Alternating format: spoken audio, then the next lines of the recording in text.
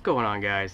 So I have my lock cylinders out, as I talked about. The last video that I made was the video on removing this lock cylinder. This is actually the new one that I had already put in the door, and I made a video on how to remove this.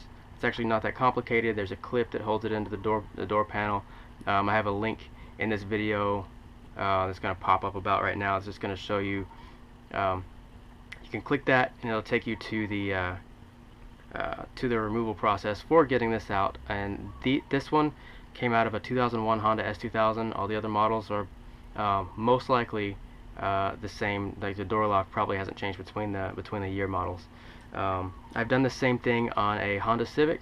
It's got a similar process. It was an early 2000s Honda. I think it was a 2002 Honda Civic that I did this on.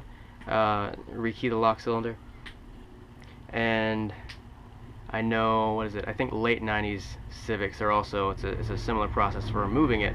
All the lock cylinders should be about the same. So once you get to this point, if you get the lock cylinder out, you should be able to follow along. I've done this in a Toyota too. It's a really similar process. So I don't think they're numbered like they are here. This is one of the old ones. This is one for my trunk lock.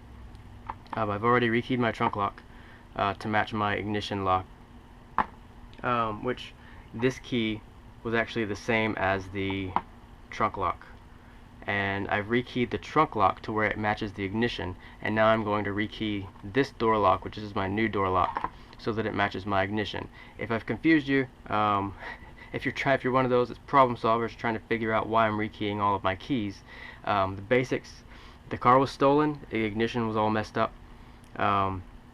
This is the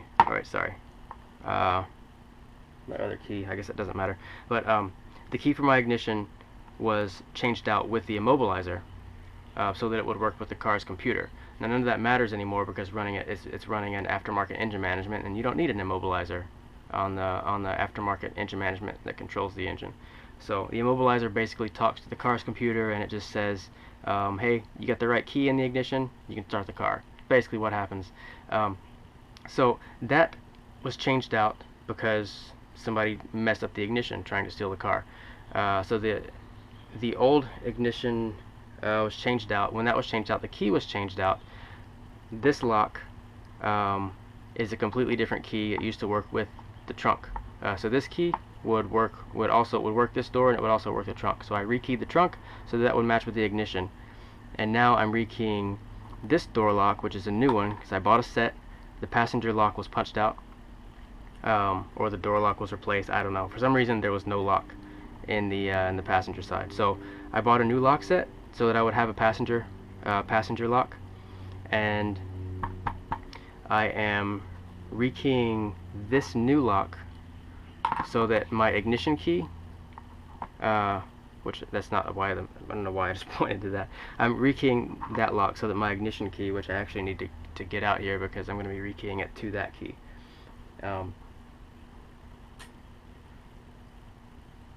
But I'll be rekeying this lock so that it matches my ignition and the trunk key now, which shouldn't be that hard given that I have the right number wafers in here that I can rearrange into the order that I need them to be rearranged into. Okay. So things that I need to do this, I have my little notepad here. Now what I'm going to be using the notepad for is I'm going to draw out whenever I pull out this lock cylinder, or the insides, the piece that turns with all of these things, the little tumbler, wafers, whatever. I'll be writing down this number that's on each one of them. So that says number 5. I don't know if it's clear enough for you to see it. Is it cleaner on the other side? There's no number on the other side. Alright then. You don't want to lose these springs. So I also have a little tub of white lithium grease on the side. I'm not using spray stuff, I'm using actual grease. So if these tumblers are dry enough, I'm just going to put this a really light amount of grease on it, just so that it turns well, it moves well, you know, all is well. So I have my key here. This key is actually the same as this door lock key, and this is the ignition lock key. So what I'm going to be doing is I'm going to get this key to go into this lock successfully and turn it. So what I did with the trunk, and why I have an extra wafer here, is when I switched around all these, I'm going to be using the terms wafer and tumbler interchangeably. to my knowledge, I should have looked this up actually before I started this video, but to my knowledge, they're actually the same thing. It's a wafer because it's, you know, I guess wafer shaped, and it, you know, they're called tumblers. They move up and down. Basically, whenever you stick the key in, all these drop down to where they're level with the cylinder that I'm going to be pulling out of here, and that way you can turn the lock and pull it out. I'm going to show that. It's not that complicated. So I have this little tiny screwdriver. The reason I have a tiny one is I'm going to be prying off this little clip on the back side, which is not that hard. And there's also another clip on the back side of this one. So this is the factory lock cylinder. This is the aftermarket one. You can tell because one's newer than the other one. Factory ignition lock key and old key that I'm not going to care about anymore. So the reason I have my notepad, if you're wondering, I'm going to draw out the lock cylinder and then write each one of these numbers in case I ever have to revert back to this key. What I'm going to have is I'm going to have a little diagram of what order the wafers go in, what numbers go where, and I can use a number 5 wafer from, as far as I know, from any Honda in any other lock cylinder, as long, you know, it's, I guess, around the same year range. I'm sure they made some changes, but you can probably go talk to your, if you need more of these little wafers, you can go and talk to your dealer and ask them, like, hey, is there any way I can buy some of these wafers? Do you have some I can swap out? I can give you some if you wanted to. You know, I have a 3, 4, and 5. I just need a 1 and a 2, or something like that. I don't know. You obviously wouldn't trade 3 for 2, but you know, I have a 4 and a 5, and I need a 1 and a 2. So is there any way you can help me out? You know, and then maybe they will. Maybe you can talk to a locksmith, and they'll swap them out for you. So if you're friendly enough, I'm sure they'll let you, but you don't want to lose this spring. So anyway, that's the reason I have the notepad. I'm going to draw a little diagram, and I'm going to put numbers over where each one of these wafers come out. You're going to see what I'm talking about later. So get a notepad, get a pencil. You want your new key that you want to rekey it to. You want your old key because you're going to need it to get this lock cylinder out. And like I said, I have a little tub of white lithium grease here. White lithium grease, big tub of white lithium grease. So I'm going to have that sitting off to the side. This stuff smells amazing. I wish they made white lithium grease cologne. Not really. If you know what I'm talking about, you would kind of not want white lithium grease cologne. Anyway, I'm going to get this started. So basically I'm just prying this clip off. You see, like on the back side, there's a little place you can actually put your screwdriver in. Pry up. Don't stab yourself like I just did.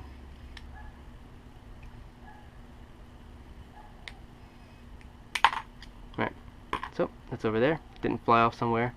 It's a good idea to kind of keep your thumb around it or something so that when it does come loose like that, it doesn't fly off somewhere. You want to remember the orientation of this because sometimes they can go both ways, and this time it can. So I could put it back on that way, or I could put it back on this way. If you don't remember, this is the direction that it goes. The passenger side lock cylinder is the exact opposite of this. This screw part is on this back side, and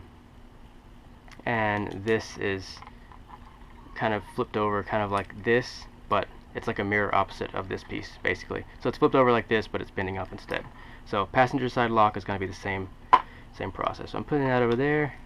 This spring has to come out, which is a little tricky to get back in, but you can do it. You don't want to break off these little plastic tabs that are on the back side of this either whenever you're doing this.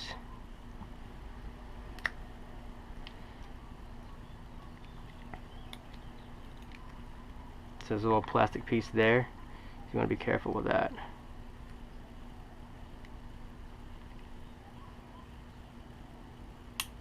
Now, just like that. That comes off. Put that off to the side too.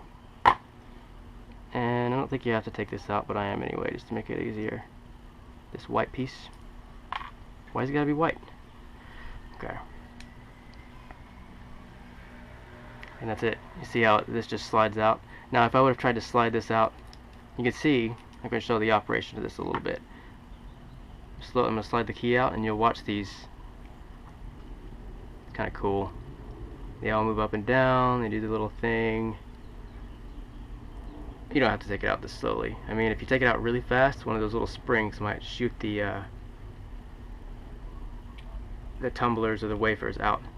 You don't have to take off this side, by the way. If you have a problem with that little door, there's a little spring under there, which actually I'll take that off on my old lock cylinders just to show like how to put this back in, because these things get damaged after a while.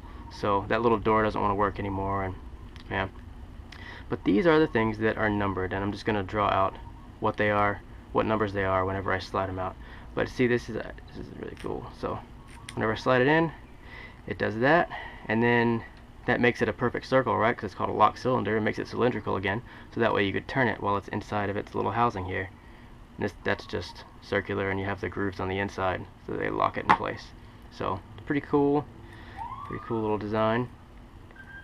Yeah. So now what I'm going to do, I'm going to set that there. Set that there. Oh, I'll just show what this happens. So this is my ignition key. That's the one I'm going to be rekeying it to. Now what happens when you put the ignition key in here?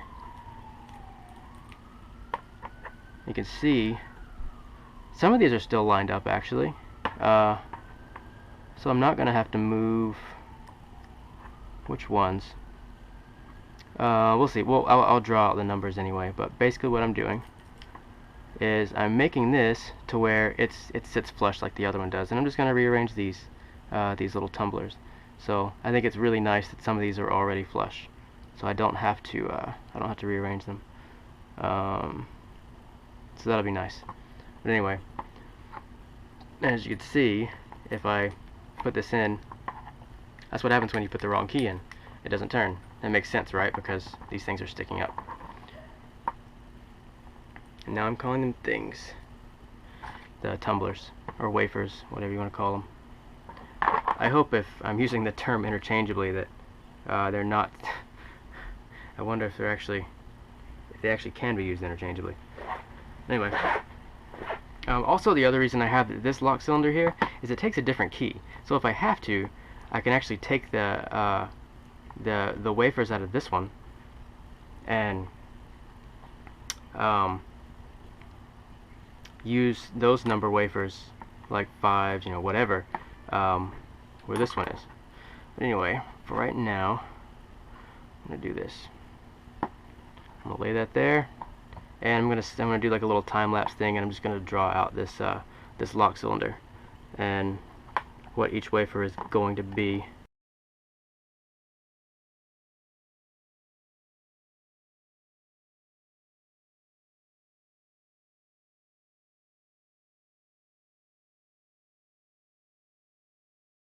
Alright, I got this drawn out now, as you can see. Now what I'm just going to do is I'm going to carefully pull this out. Now, just to be quick, I was just thinking about this. I was like, man, if I wanted somebody to steal my car, then all I have to do is put up this YouTube video explaining what my key combination is. You know, it's like, hey, this takes a 5 4 3 2 and then a 3 2 1. And then that's the key that I just need to get in this car, drive it off. I've seen that car. I know where he lives, or somebody's tracking me down or whatever. So forget that, man.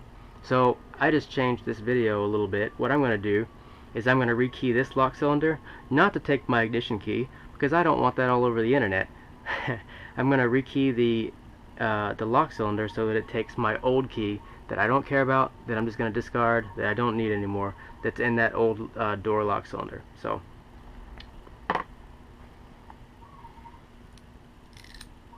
this key is the one that is going to be rekeyed in, wow, don't tell me that,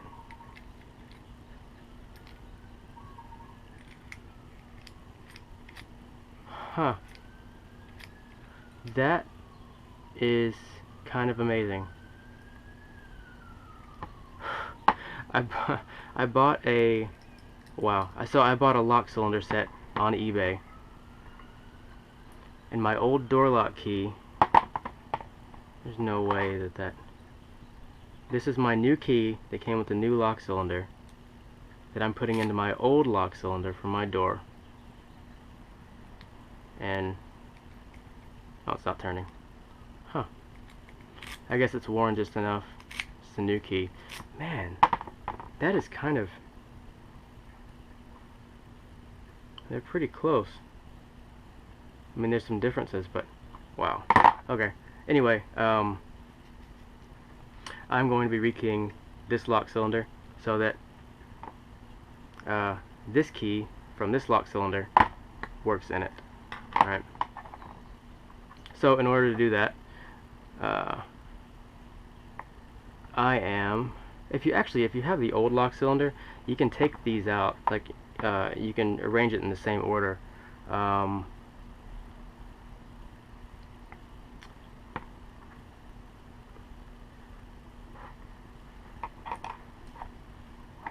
So if you have the old lock cylinder like I do, then whenever you take out the innards, then you can just write down the numbers of this one, and then make sure when you rearrange this lock cylinder, when you rearrange these tumblers, you have them rearranged correctly. But take this out, and like I said, there's springs inside. You don't want to lose those. Let's see what number this is. Has no number.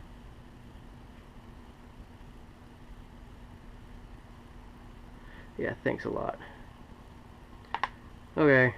That's awesome.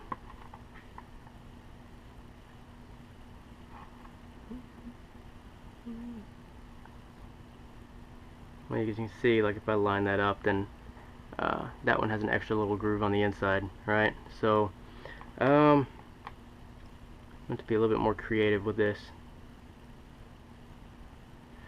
Put this one back together.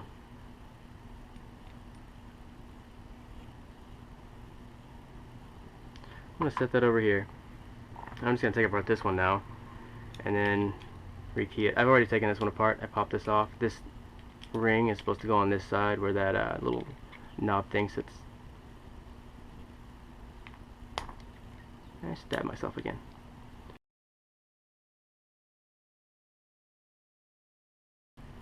Alright, I got the lock cylinder out.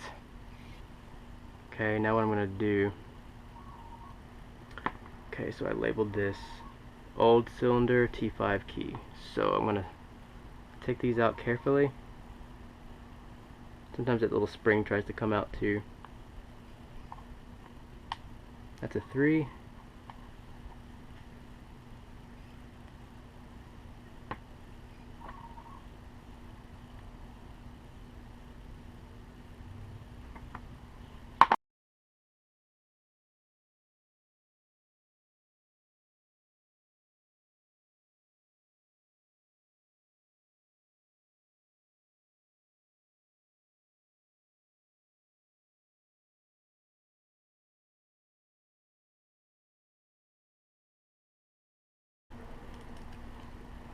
Now you can see this key is worn, right?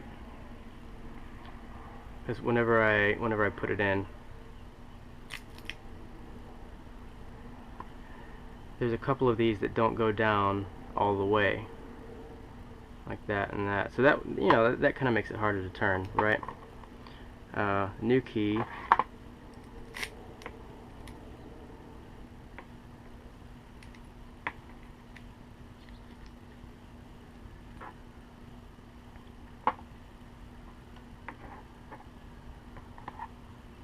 So new key compared to old one, right? You see how it's all like perfectly flush with the lock cylinder?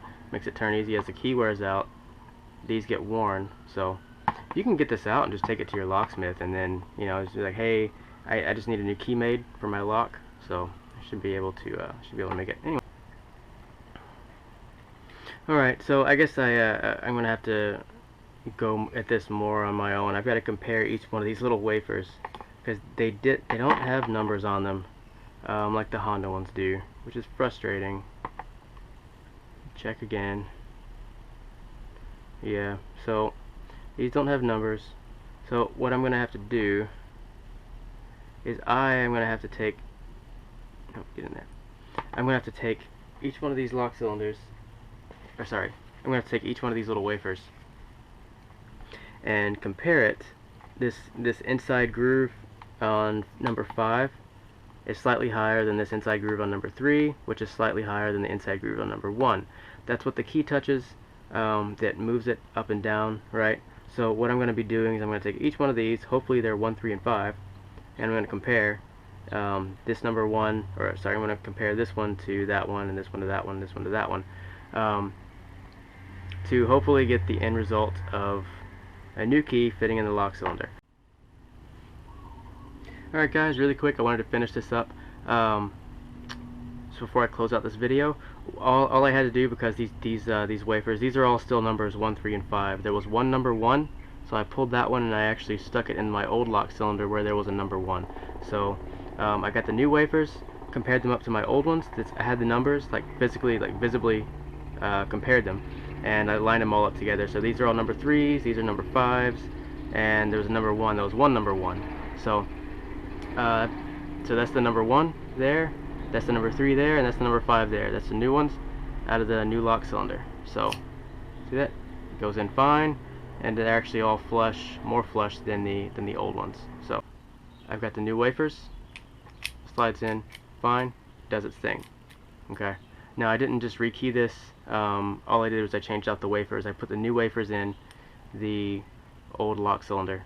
So, these numbers 1, 3, and 5, I pulled from this one over here, put them in there, matched up the numbers because these didn't have numbers. I just lined them up basically.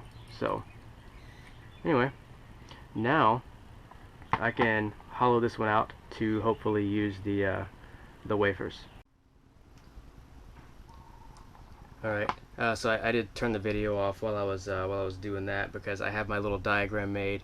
I've got this rekeyed, so as you can see, because the key is worn, these little wafers, they're not exactly, all the way down back the way they're supposed to be. So but I did draw a little diagram, so whenever I pull out my passenger lock, I can follow that same little diagram, arrange the numbers. All I had to do was compare these individually to each other. So I got one of these number 5s that I had out of my old lock cylinder. After I wrote that number down, I basically just compared one of these new shape ones to one of the old ones. So thankfully, whenever they made these, they didn't make it to where I couldn't interchange this 5 with that 5, because this isn't a number 5. It doesn't have a number 5 printed on it. It's not exactly like this one. See, this one has a little groove right there. So it's got a little groove on this side. That one does not have the groove, but the key works fine, so it's not an issue. See, all these other number 5s had that same groove. So anyway, the key works though. You can see I can put it in the lock cylinder, and it has the wafers rearranged. Now, one thing that I do want to mention is what I had to do on my trunk lock, which is why I have an extra one here, is whenever I rekeyed my trunk lock to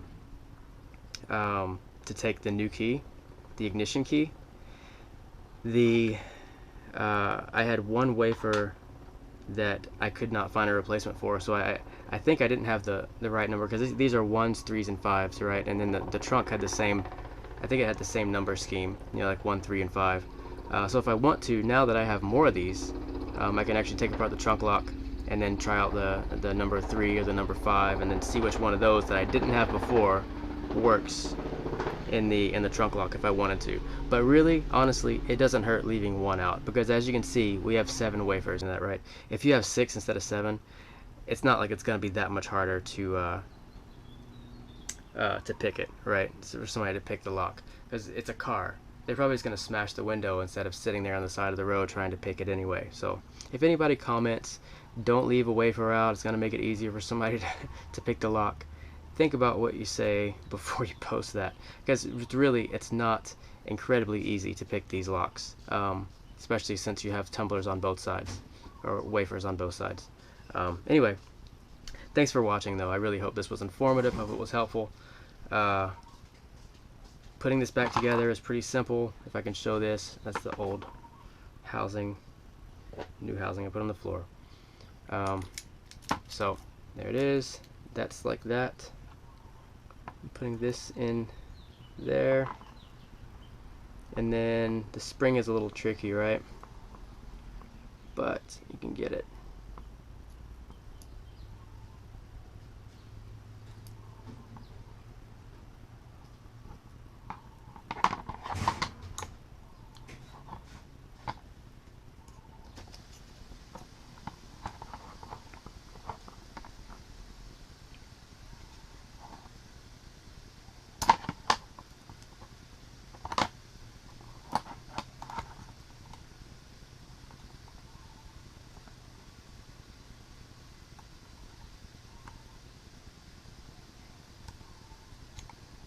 there.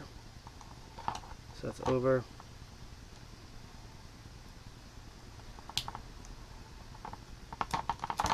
So is that.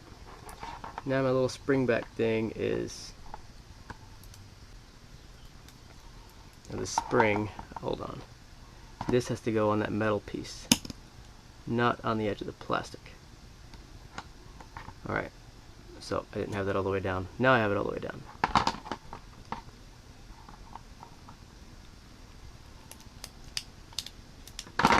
So I'm turning the key. Key's turning good. Well, key's turning well.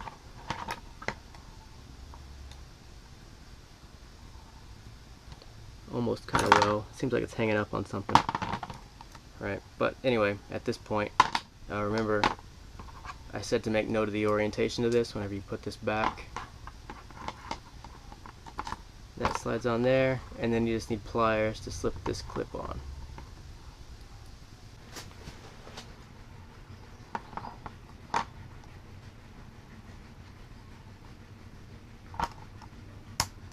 That's it.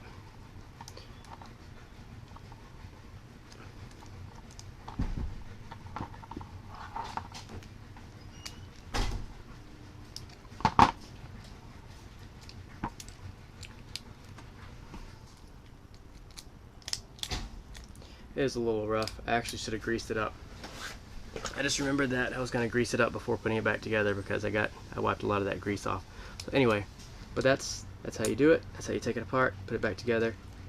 I am actually going to take it apart again and then grease the wafers before I put it back in.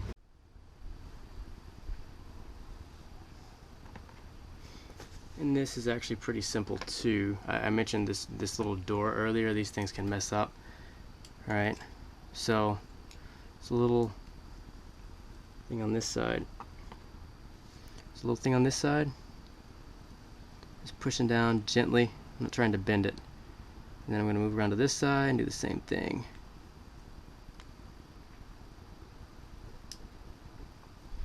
Okay. Now, and that's off. Carefully, it's not bent, right? This door, so it's really simple. It's a spring. See that little whatever thing that sticks down right there? That doesn't sit in that groove, even though it looks like it does.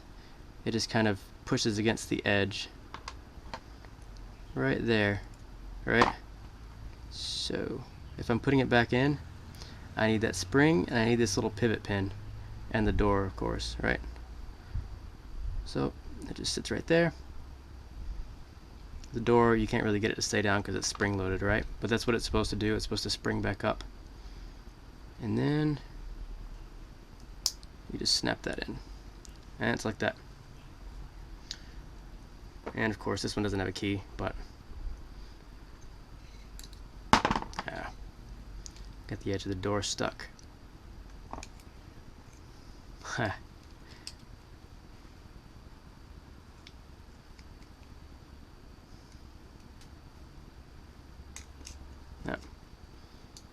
Now that's pushed back down.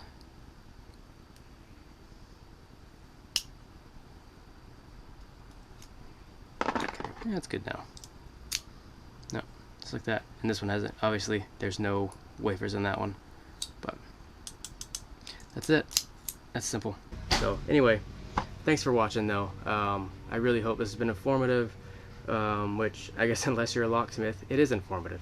So thanks for watching. Like, subscribe, comment, all of that good stuff. So yeah, so thanks for watching and God bless.